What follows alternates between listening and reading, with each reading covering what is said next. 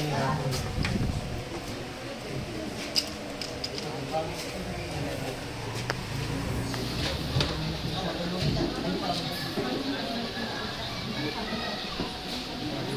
dulong ito ay nagpapakita ng pakipaglabang masikap sa pananampalataya na minsan lang ibinigay sa atin ng Diyos. At naging halimbawa sina Apostol Pablo at Silas na ngayon ay inyong matutunghayan.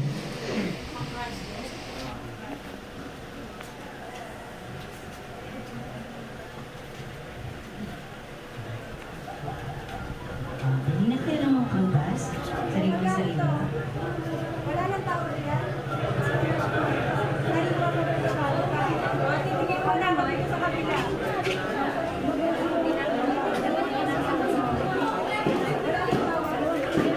Hindi ka ng prutas, magkaya sa ulisan.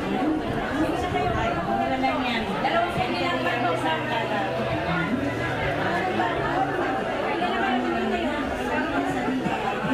Dalawang kundi lang yung mga damo.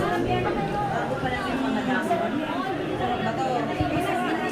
Pero wala bang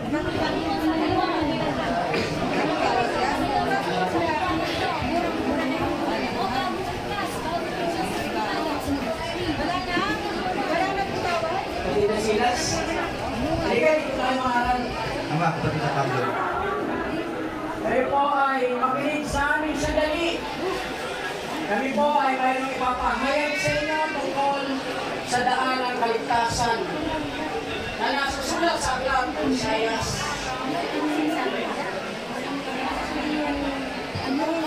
Mabuti ang pagkasalita ng Espiritu Santo sa pamamagitan ng propeta Isaias sa inyong mga magulang na sinasabi, umarang ka sa bayang ito at sabihin mo sa pagdinig ay inyong mapapakinggan at sa inyong paraan hindi ninyo mapapaunawa. Hindi nyo maunawaan, hindi nyo mapapakinggan. Sa pagtingin ay inyong makikita at sa mga paraan hindi ninyo mamamalas. Sapagkat kumapal ang puso ng bayang ito at mahirap na makarinig ang walang mga tahinga at kanilang pinigit ang walang mga sila'y makakita ng kanilang makarinig ang kanilang mga tahinga at makakulawa ang kanilang at muling magbalik loob at sila'y magaling. Maging hayag gawa sa iyo ng kaligtasan ito ng Diyos. Ang kaligtasan ng Diyos ay pinadala sa mga hindi sila ay makikinig.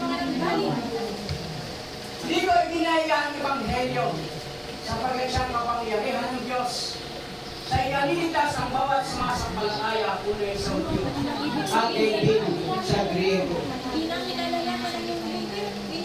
Pagkatalastasing ka ng buwangan Israel na ginawa ng Diyos ang Panginoon at Kristo sa Jesus. Inyong bilango sa puso. Mga nagsisi kayo at mga bautismo. Ang bawat isa sa inyo sa pangalan ni Kristo sa ipagpapatawad ng inyong mga kasalanan. Sila ang mga nag-aalig ng mga kogol na hindi matuwid. Palibasa yung mga Hudyo, mga nagsisipanggulo sa aking mga bayan. Tama! Sila nga! Sila nga! Hindi kami. Kayo! Sila! Wala kami ginagawa masama.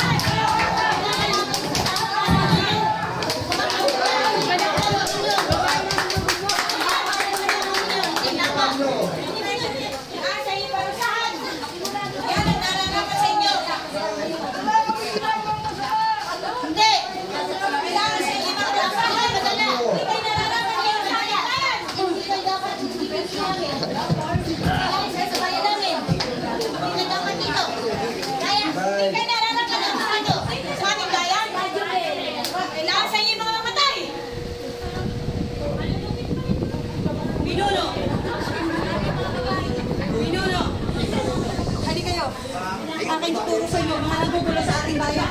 Kasi sila, hindi na alam kung ano mga pinagsasabi nila.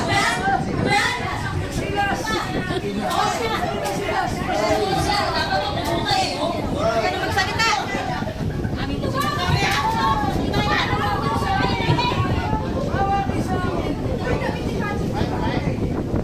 Mike. Ito ba ang mga tao ng gugulo sa kanya natin? Ha? Sila nga pinuno. Ikaw! Bakit kinain niya? Ba't kayo nagbubugat sa kanya namin na nangangaroon ng malingaran? Kayo! Bakit? Ako ang pinuno dito. Ako ang pasusunod. Kayo! Bantay dito! Sila ay nakagparin, Pablo. parusahan, at ikulong sa pitan. Kayo! Sila ay nakagparin. At bantay dito! Yo! Kaya hanap ko! Bantay! Ikaw ay mapibilinan ko? Huwag mo silang hahayaang makatakas. Dahil kung sila'y makakatakas, buhay mo ang kapalit. Naintindihan mo? Maasa mo yung babantay ako sila maigi. Isasaya ako ang aking buhay. Wala ba?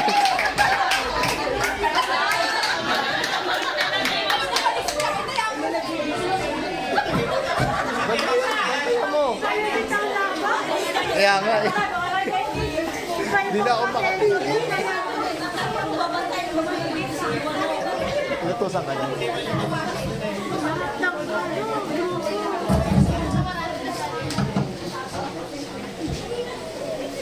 Maganda to pag sama-samahin tapos interpone sa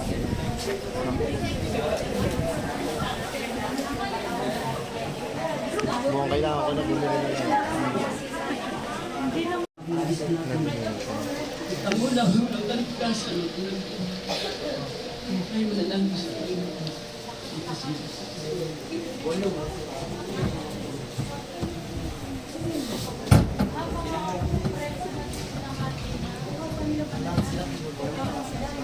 O Diyos na makapangyarihan sa lahat. Sa iyo po kami nangangalangin sa nangyari sa aming buhay, sa aming pagkabilanggot, dahil lamang sa kapakpangaran ng iyong dakilang ebanghelyo. Patawarin mo po ang mga taong mangmang sa iyong mga banal na salita, upang sila rin ay magkaroon ng pag-asa sa daan ng kaligtasan aming ipinangangaral. Amin din pong panalangin na kami sa bilangguang ito, lahat ng naririto. Ilayo mo po kami sa anumang kapahamakan na nakalaan sa amin. Sa inyo pong mga kamay aming lubos na pinagkakatiwala ang anumang bagay na mangyayari sa amin. Ikaw po ang Diyos na makapangyarihan sa lahat, na nakakaalam ng bawat bagay. Kaya nga po, O Diyos, huwag mo po kaming pababayaan. Ito po ang aming pagsamo sa pangalan ni Jesus. Amen. Kapatid na Pablo, tayo po'y umawit.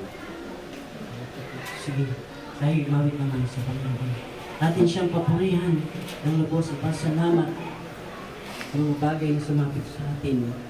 Atin din siyang papurihan natin. At sa pasanin lutira, lumalaki ang Jesus sa liwanag mo'y lumaharap. Ako Jesus ngayon, buhat sa mga karamdaman, buhat sa aking kasalanan, buhat sa aking kasalanan. Lumalapit ako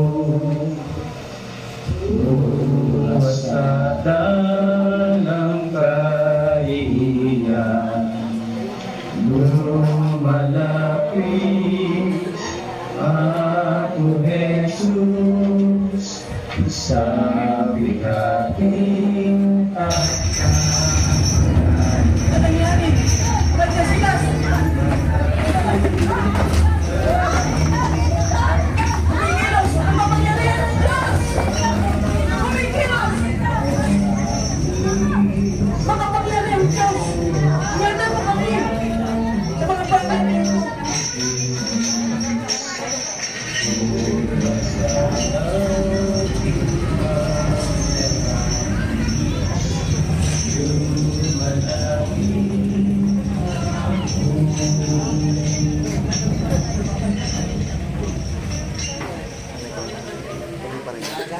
Ilaw!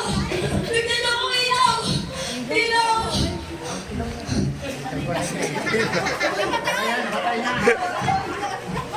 Kasi na mga bilanggo!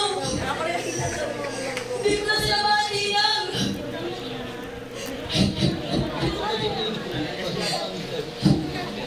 Sabi ko ako. Sabi ko kakapag panuno.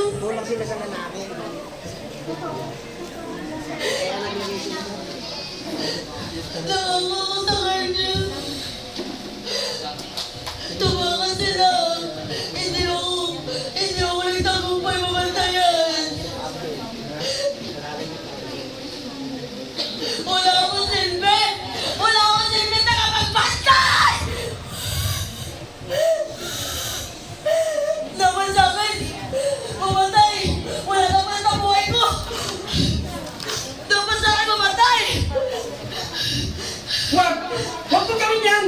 Narito kaming lahat! Huwag mong ibilin ang iyong buhay! Sino nagsasalita? Kajumilyon.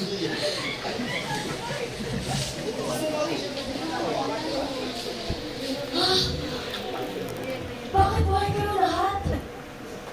At wala ang mga bosas! Ano ginawa ng Panginoon niyo, Ginoo? Ito, dahil sa Diyos nila. Ako na lang tinatawagan. Tama. At kami naniwala sa kanyang mga pinapanalangin at inaaral. Kaya tayo ay may panahon pa. Para tayo ay umanib sa kanilang pananampalataya. Ginoo! Ano maaari kong gawin upang maligtas din ako? Manampalataya ka po sa programa sa Kristo at ikaw maliligtas at ang iyong sambahayan. Tama. Tama ang pagkasabi sa iyo, ni kapatid na Silas. Kinakailangan mong sumampalataya kay Jesus at tanggapin siyang bilang Panginoon at tagapagligtas ng ating kaluluwa. Subalit marami kang daranasing bagay na kakaharapin sa pagsunod mo sa Diyos. Kagaya ng maraming ilang sumunod at nais maglingkod sa Kanya. Na nabilanggo dahil lamang sa Ebanghelyo ni Kristo. Kinakailangan mo makipaglabang masikap upang tamuhin mo ang kaligtasan ng iyong buhay. Nais mo ba ito, kapatid na tagapagbantay? Opo, Ginoo! Handa ko magawin lahat! Matulad din lang po ako! Maligtas din ako! Maligtas ako ng Panginoon niyo! Kung magkagayon, tanggapin mo ang kahabagan ng Diyos at ingatan mo ang pananampalataya mo. Minsan lang ipinagkaloob sa ating buhay. Makakasa po kayo. Ingatan po pa yung tayo minsan ang binigay. Salamat at purihin ng Diyos. Inalaya mo ang sarili sa iyong kasalanan.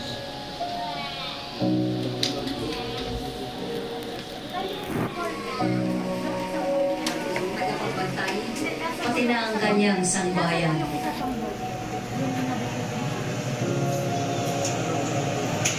Nakipaglabang masikap sina Apostol Pablo at Silas sa kabila ng pag-uusig, maging ang kapalit nito ay ang kanilang buhay.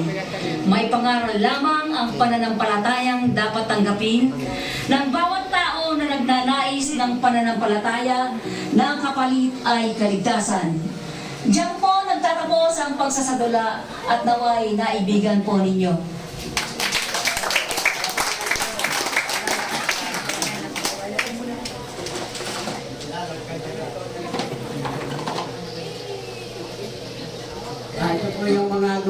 sa pagkatanghal po ni Pablo at Silas. Ito po ang kapatid na Nori Pinuno. Ito po naman ang kapatid na Tina nagtitinda at preso, taga-bugbog, bilanggo, ang kapatid na Ellen at Pidin, tagapagtinda at tagapagsumbong at tagabugbog din po. At naman po si kapatid na Silas, kapatid na Ian, ang Panginoon, ang kapatid na Pablo, at andito rin po si Sister Isa. Kasama rin po namin. Ay po salamat at ang kapuyan po ay para sa kanya. Ay, yun po. Ikaw di ka pakilala?